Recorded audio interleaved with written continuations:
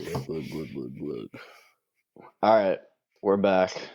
Cristiano's glugging. Glug. I'm keeping my throat nice and moist to talk about my favorite thing to talk about on a nice Thursday afternoon, and that's League of Legends, baby.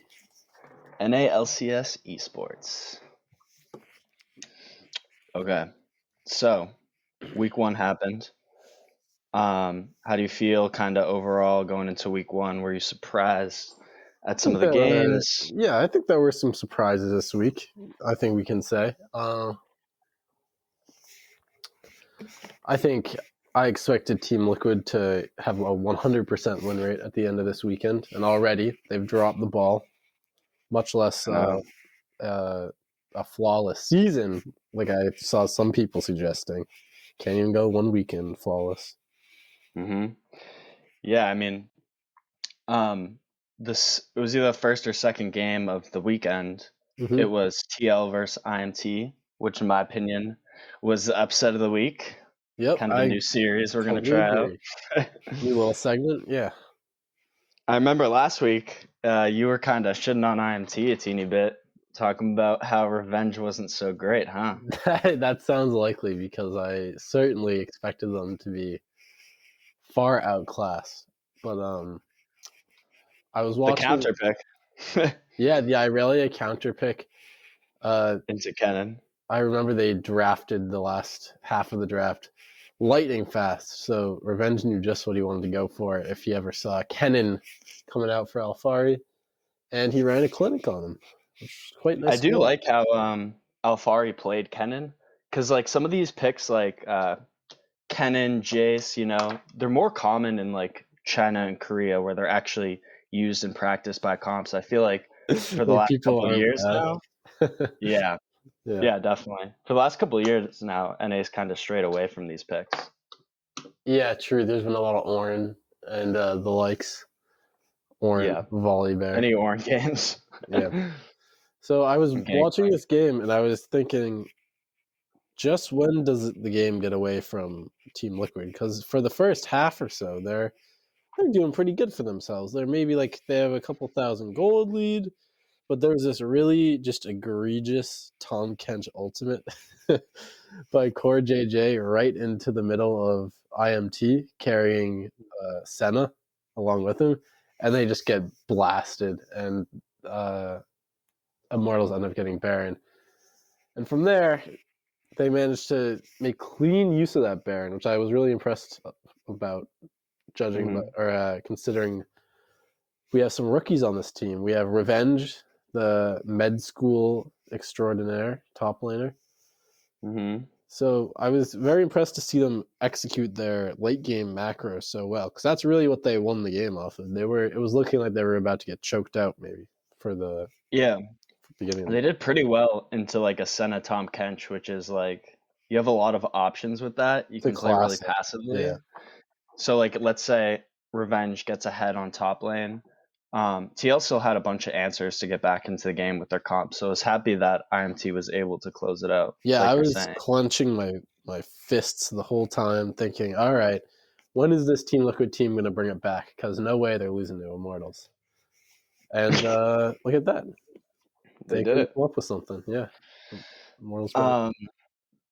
So yeah, that was the upset of the week. Definitely recommend giving that a watch. I think the first game of the day was TSM versus Fly, which afterwards I was like, what the heck is TSM doing? And I was like, we're already getting into such a crazy weekend, but as it turns out, TSM hasn't looked that great. But specifically in that game, not that great at all. But specifically in that game, I loved Fly's comp because I'm really big into like the wacky comps. I've always been a fan of stuff like that. And they played Camille in the top lane, so they have they can play 1-4 team fight, have pressure. Yeah. And then Hecarim, Ori, Seraphine to just completely speed up Jose Diodo for his first LCS game.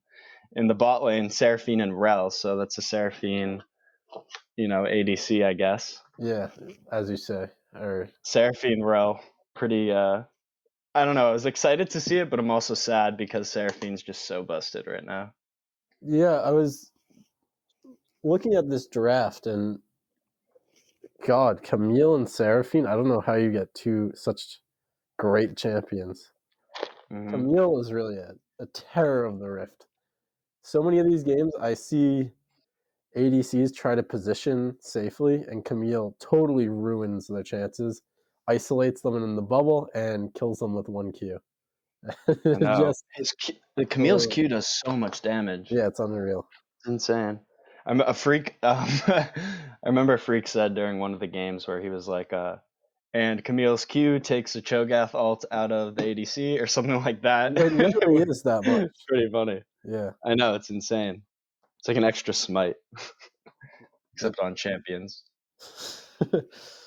And yeah, what were you gonna say? No, I was just gonna say, so I'm a big fan of whenever teams draft Camille.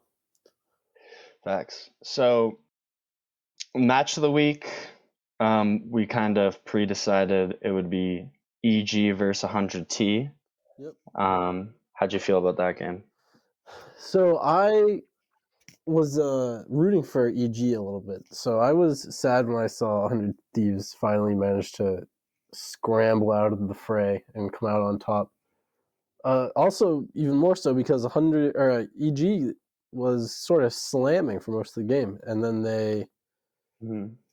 there's like this one moment that I remember that destroyed their chances where Jizuke decides on Azir he's gonna take initiative to swoop in deep behind enemy lines and ult all of the all the squishy teammates of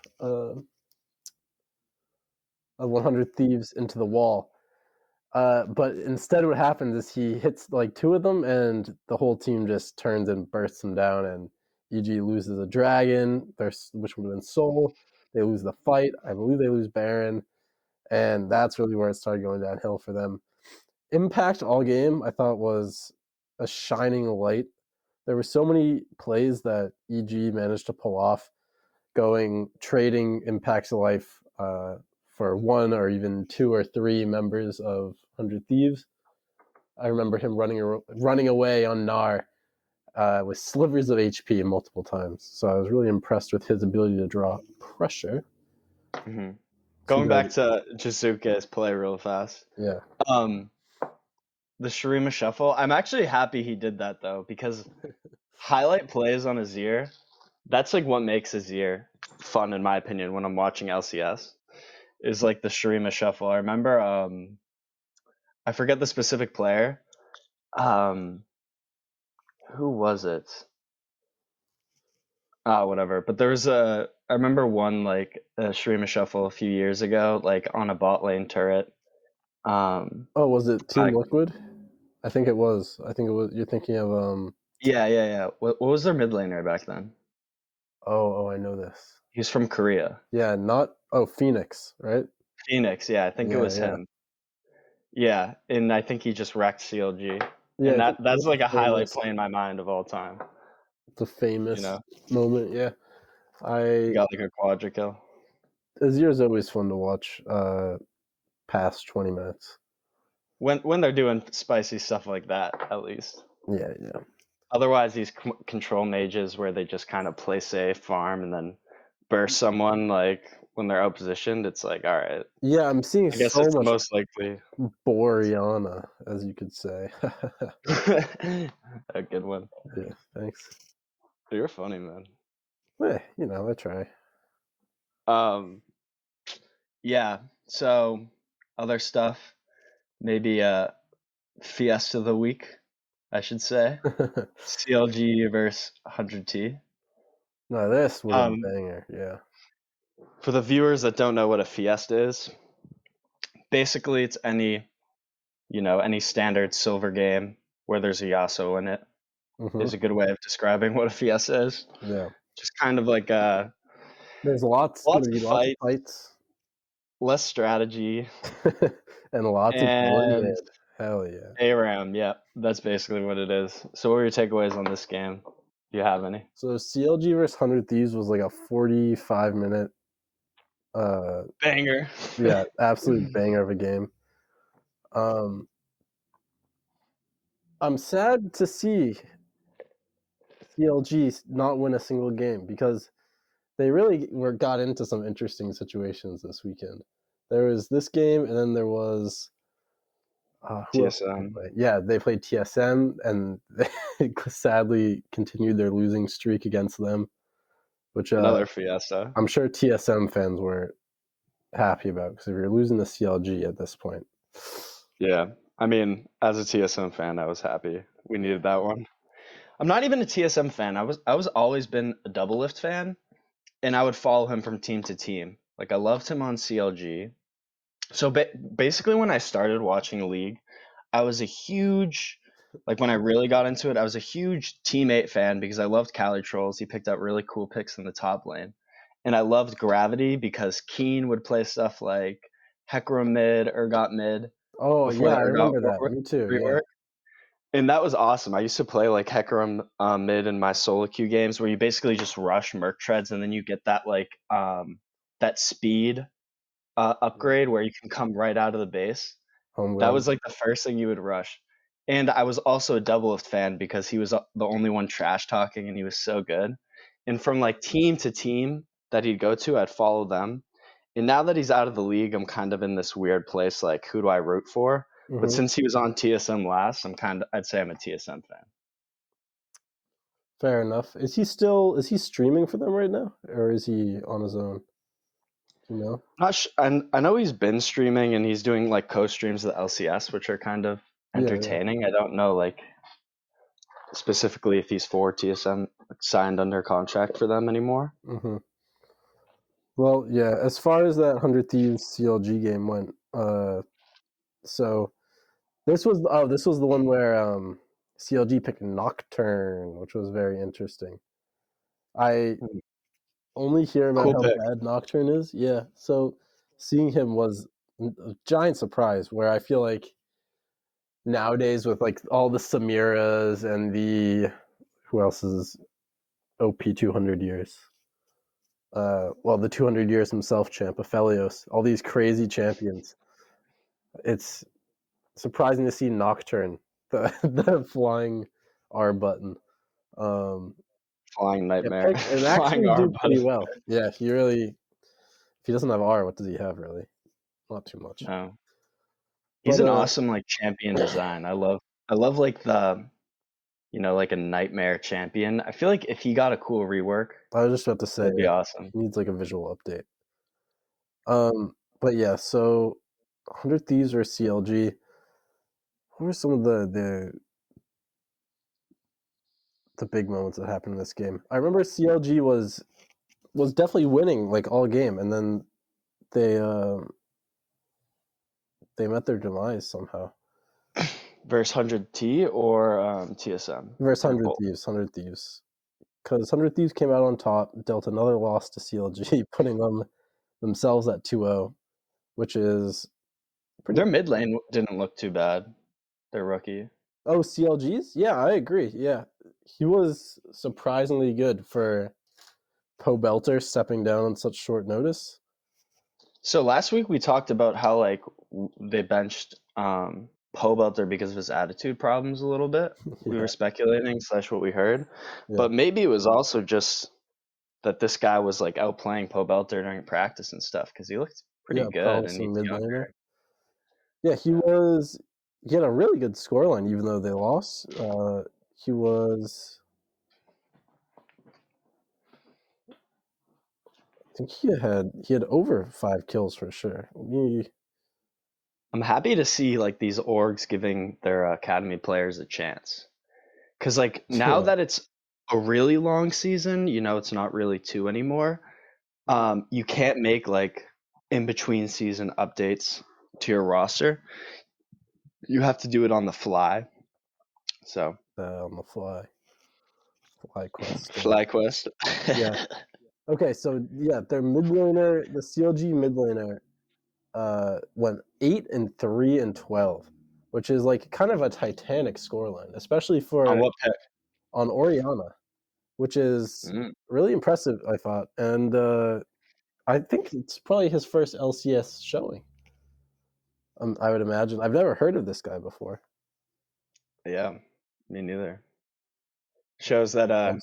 NA talent's just waiting in the wings. Yeah, and Just to gotta do give him that a chance, against 100 Thieves, who is one of the premier teams in the LCS.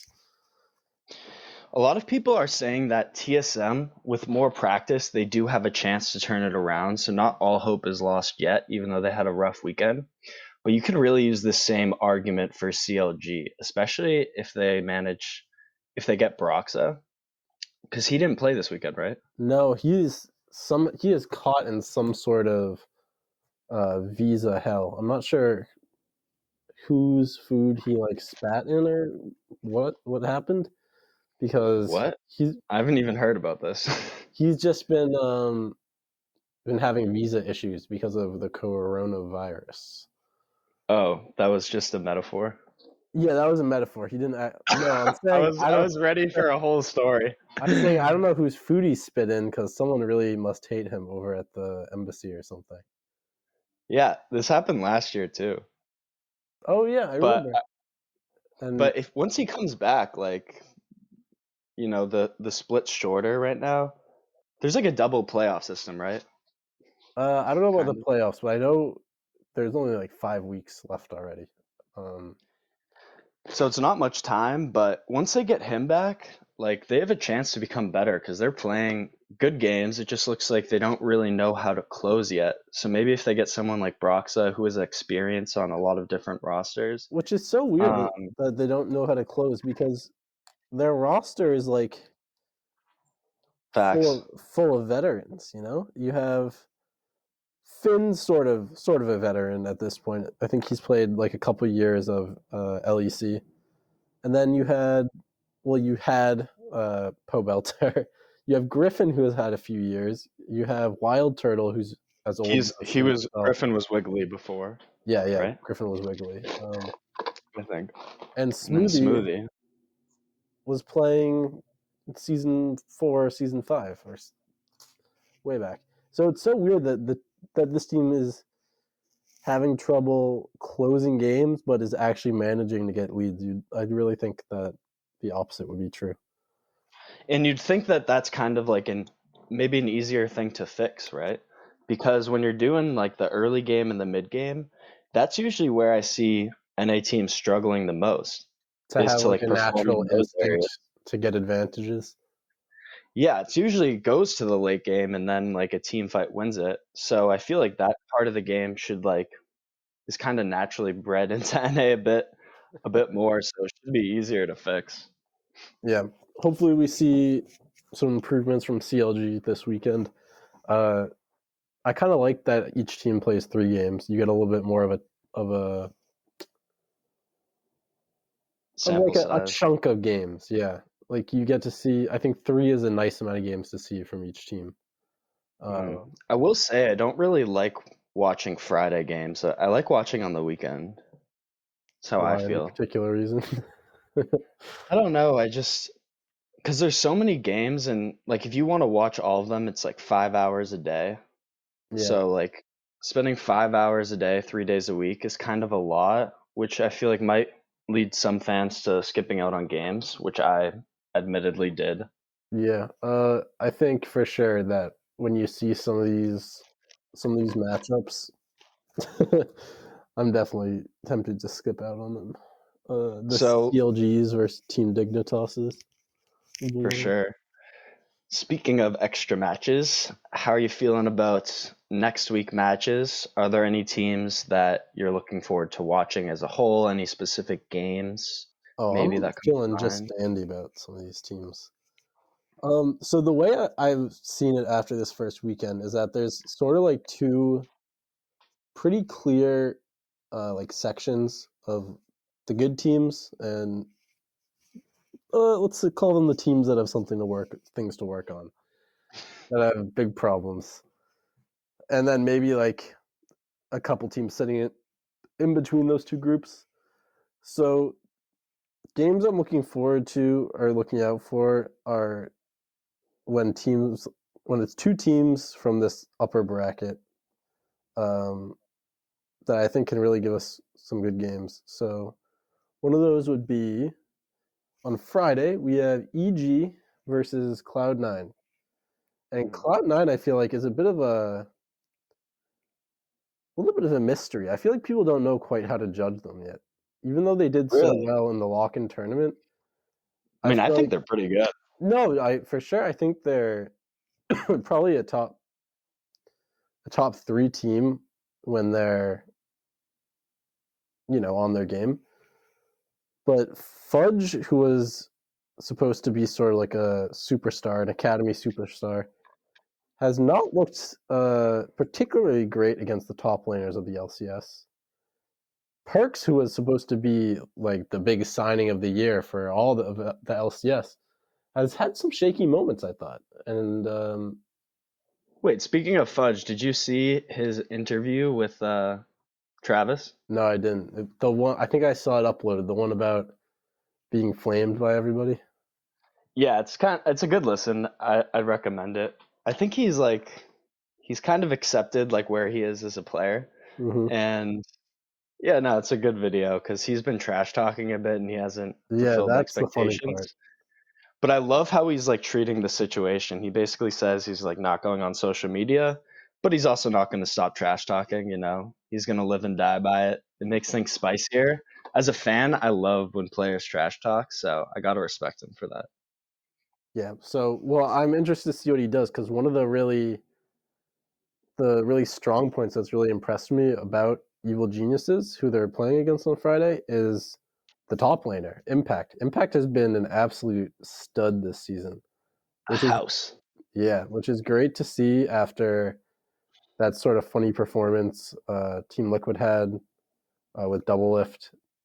Or no, that was Spring, sorry. Where they came in like 9th place and they traded DoubleBuffs away. So it's good to see Impact back in business. I feel like he's looking stronger than ever. And one of the points that they keep mentioning on the broadcast is how this team really listens to his plays and is willing to sort of put resources into him, which was always the big thing with Impact, was that, Team Liquid's going to put him top on an island, and whichever jungler they have at the time is going to path bot lane, and, Impact's a weak side player. But I think he's been showing tremendous growth. Or maybe not growth, maybe it was something that was there all along that teams didn't take advantage of. So I'm very excited to see that Impact versus Fudge matchup in the top lane. Impact has shown that like year after year, he's been an amazing player. Mm-hmm. He keeps getting kind of underrated by the community. When Piglet and Impact both came over here their first year, everyone was hyped about Piglet. Impact played great on the roster. What was that roster? Had Rush on it. Like Rush, the jungler. Yeah. It was. I can picture like the logo, I think. Team Impulse. Yeah. Yeah, he was good that year. He's basically good every single year. When he played for Cloud9, Team Liquid, he's never the flashiest player, but he's super calculated. He's similar to like Bjergsen almost, where he can play a lot of things to a T. And he just feels like a great teammate, like in general, in my opinion. I've been enjoying seeing him more sort of carry champions. Like his Gnar in the game versus 100 Thieves was really cool. Where I like that a lot too. That like Orianna, yeah. How his teammate has faith in him to do that. Yeah, I appreciate that. So yeah, that is the match I'm really excited for on Friday. Also, quick shout out to Parks versus Jizuke, 2 European stallions rearing it off in the mid lane. So yeah, that game's on Friday, February 12th, tomorrow. You can check it out at, what time is it at? 8 p.m. approximately if you're from Massachusetts, as we are. And then on time, yeah. then on Saturday, C9 versus 100T. I feel like this is a clear standout game for the weekend because of both teams' strengths. How do you Yeah. feel about that game? Where do you see it going?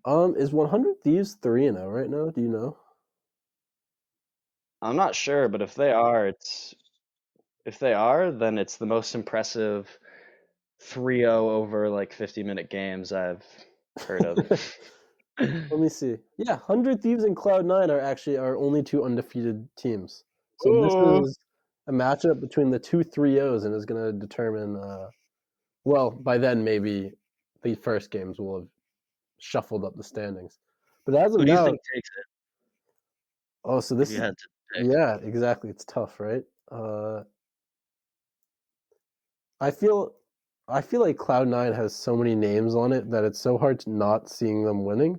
But I think they also looked cleaner in their games. Blabber is looking like a monster this season. Sven is looking great. Vulcan is always pretty good.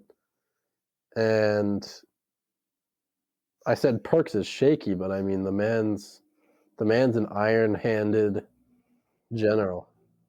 Well, for C9, one thing so Doublelift, whenever he talks about C9's bot lane, he always attributes it to Vulcan. Like he's super high on Vulcan. He thinks Vulcan carries Sven way more often than like Sven's playing well. Have you heard that? I don't know if I've heard it so strongly. When I said that, I felt like I was maybe underrating Vulcan a little bit when I said he's pretty solid, because I do So hear a lot of praise for Vulcan.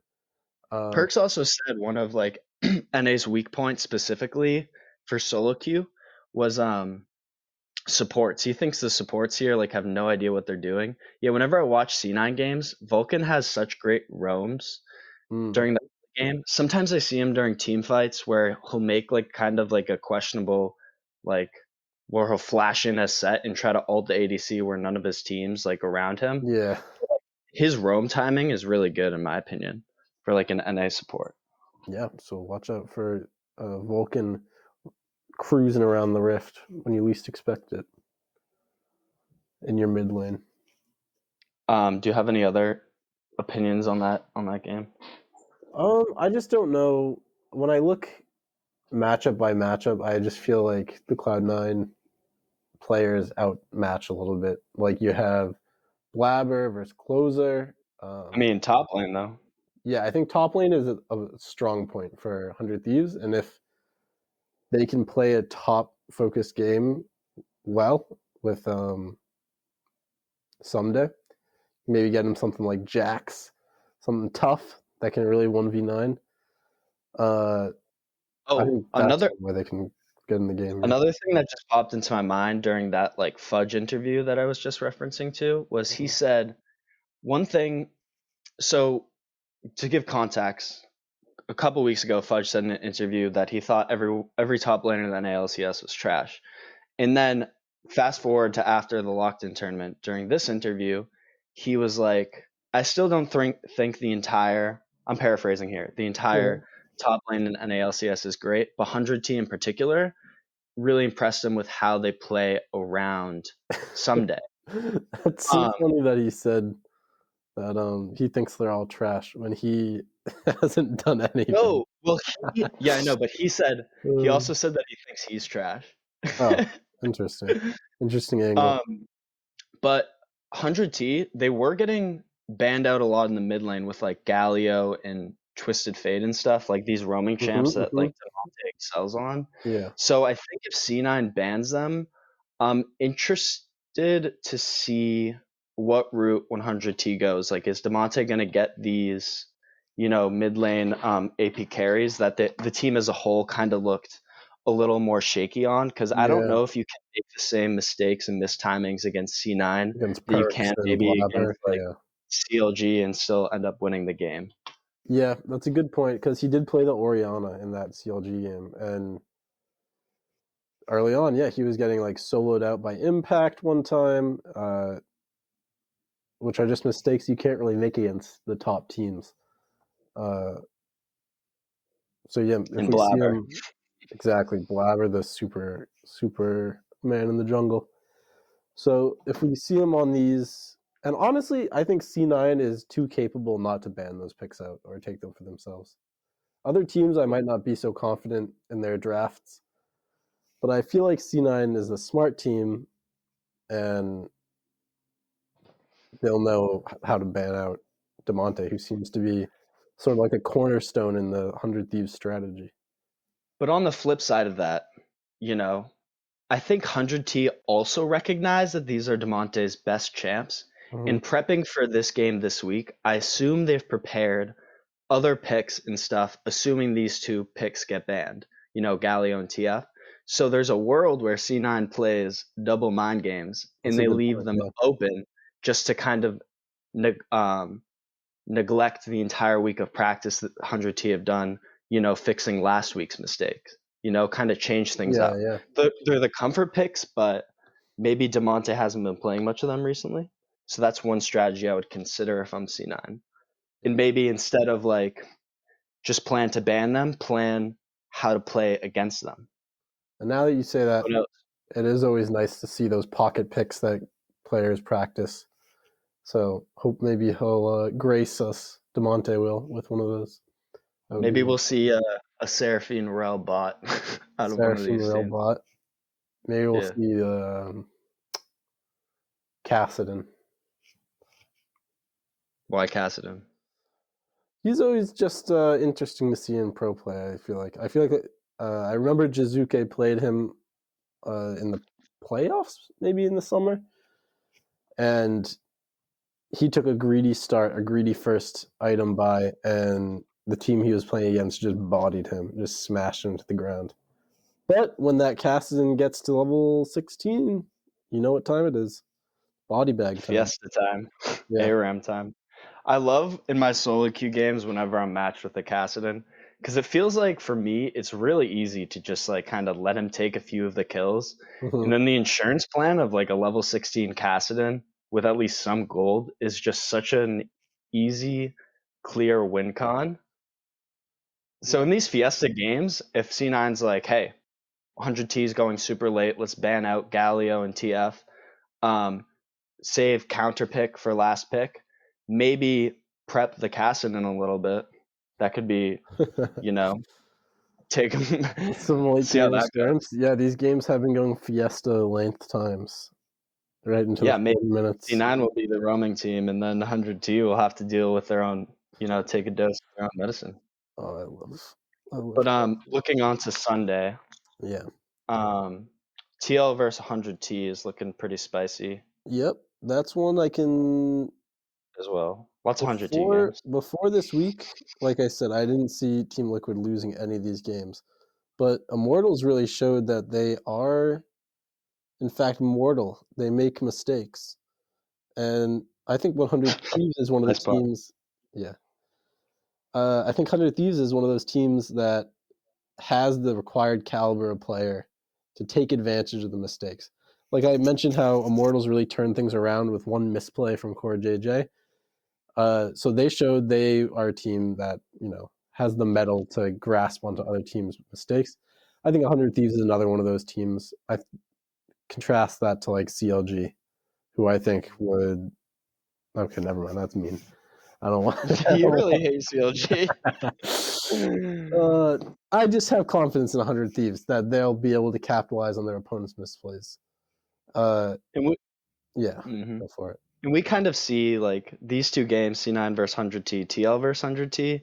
We kind of see these three teams kind of shaping up to be the upper echelon with maybe EG right behind them. So these are also maybe as clear indicators as the locked-in tournament for playoffs. Maybe TSM gets it together next weekend, but I'm not feeling too confident in that. But I hope. Oh man, I love watching TSM lose. I hate to say it. I haven't Sword Art really. Just watching Sword Art, I have not been impressed with him. He doesn't look that great to me. No, he doesn't look like a multi-million-dollar import. I thought he was going to be the next coming of Core JJ, right? World finalist, comes over from China, similar to Core JJ in Korea. Does has he speak English background. He does? Yeah. Okay, not fluently. Sure. Maybe sometimes he has to double think what people are saying. So that could be a reason why he's not looking too great, because he's kind of focusing on his English more, but it's pretty much as great as it can get for like an import player. Yeah. That's not from Europe, obviously. Yeah, TSM is, oh man, kind of a dumpster fire. TSM also, yeah. real quick, just historically, they usually try to not take players that don't speak English well. So, like, they've always tried to import European players.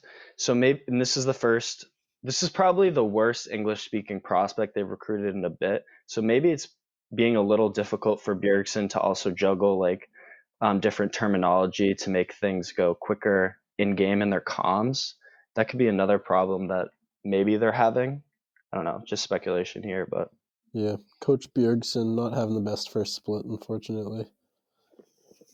But TL versus 100 Thieves. This is an epic matchup in the top lane. I think probably the two highest rated top laners in LCS right now, I'd imagine. Alphari and Someday.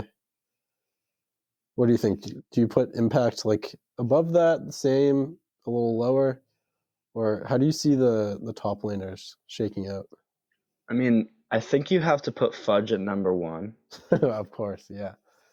Never lost. But yeah, right under them, I'd say these guys.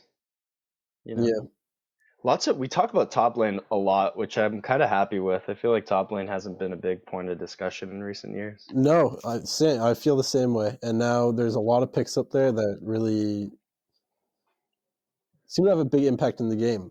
Like these Nars are starting to. I feel like they're starting to do a little better. I'm getting a little more one over. Seeing some of these big Gnar ults. Gangplank affecting the whole map with that ultimate. I always love seeing Gangplank. I could never play him, but I like his play style of sort of drain poking people down with grasp and win fat barrels. And I know Alphari and Someday, I think, are both, maybe not so much Someday. I know Alphari plays a mean Gangplank, so I'd be blessed to see some of that this weekend. I also think that any of these games we've talked about, a few champs are getting nerfed, like Olaf, for example. So the only like S tier jungler that's kind of intact, I'd say, is Udyr and maybe Hecarim if you can support him with the right comp. So really look for Udyr bans. Udyr might be my least favorite champion right now.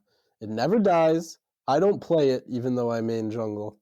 So I'm forced to go off against these manic trash bag men that seem to do 1 million damage early game, never be able to be caught, never dying, taking all my camps.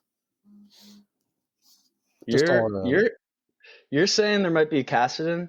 I want to see a Kha'Zix out of one of these players. Ooh. I want to see a Kha'Zix next weekend. That's my special pick that I think could come out because in solo queue, Kha'Zix, I hate playing against him. He's really strong, and you know if he gets Duskblade and he kills someone, goes invisible, and then you have all those extra invisibilities from your ult, you can really just like massacre a team fight if people aren't on the same page. Is Kha'Zix good right now? I mean, he's not like amazing, but in the right comp and situation, he can definitely like take used over to a game. be a Kha'Zix main. He was my first ranked main. Really? What would you like?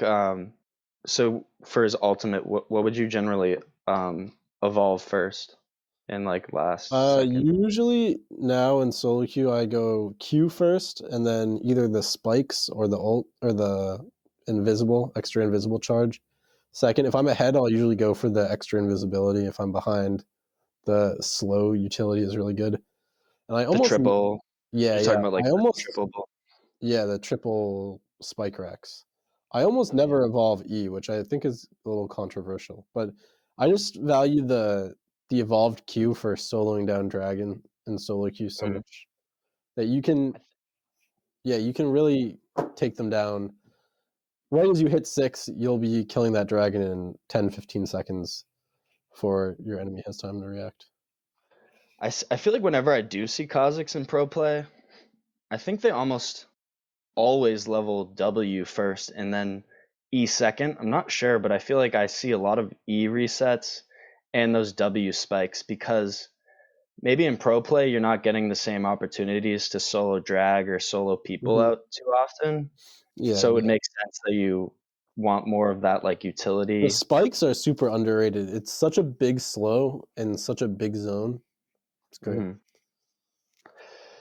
Okay, so and then the week after next week, there's even more jungle changes coming, which I'm pretty excited. Oh, excited / dreading. Really? You're dreading Yeah. it? Well, for the viewers, basically they're adding more health to Gromp, Krugs, and Raptors. I think they're taking away a little bit of gold and XP as well. Mm-hmm. So what that means is basically, ganks are going to be much more valuable. It And as a means I Shaco want to be main, a lower level. Yeah. and as a Shaco main, his clear isn't amazing, especially on AP. And I usually lose those games to like Hecarims or Mundos that just like fast clear and get to like 100 CS while I'm at like 60 and maybe 2 kills, and they've out leveled me by 2 levels, and then we still lose. But now in these situations, it's going to be a lot more fair for those gank I heavy see why junglers. you're looking forward to it, because I'm the exact opposite. I just started playing Fiddlesticks. I'm a big fan of Talia, zipping through my jungle at Mach speed, Mach 6. And now, the camps are going to be worth less, they're going to be harder to kill, I'm going to be 3 levels down on all my laners, and I'm going to have to just play Zinzao and gank at level 2 every game. Fiddlesticks was actually my first main. Back when I started playing League, I spammed the 3v3 map. In my strategy, every single game, this is Treeline, as baby. I'm leveling.